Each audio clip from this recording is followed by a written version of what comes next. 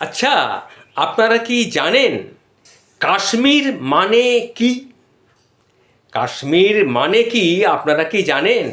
যদি না জানেন তাহলে জেনে নিন। আমি কিন্তু গ্যারান্টি দিয়ে বলতে পারি পাকিস্তানের একটি লোকও কাশ্মীর কথার অর্থ বা মানে জানে না। শুনুন তাহলে, কাশ্মীর শব্দটি এসেছে সংস্কৃত শব্দ কাশ্যপ মর থেকে। এখানে কাশ্যপ হলেন প্রাচীন ঋষি কাশ্যপ, এবং মীর বা মর শব্দের অর্থ হলো জলাশয় বা হ্রদ। অর্থাৎ কাশ্মীর মানে কশ্যপের জলাশয়। এই নামের পিছনে একটা পৌরাণিক কাহিনীও কিন্তু আছে।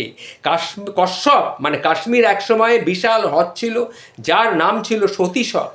ঋষি কাশ্যপ এই হ্রদের জল নিষ্কাশন করে জলাশয়টিকে বসবাসের উপযোগী করে তোলেন।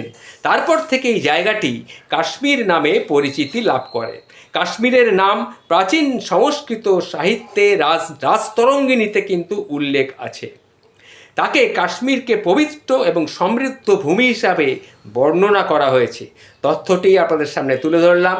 যদি জেনে ভালো লাগে তাহলে সবাইকে শেয়ার করে জানিয়ে দেবেন। নমস্কার।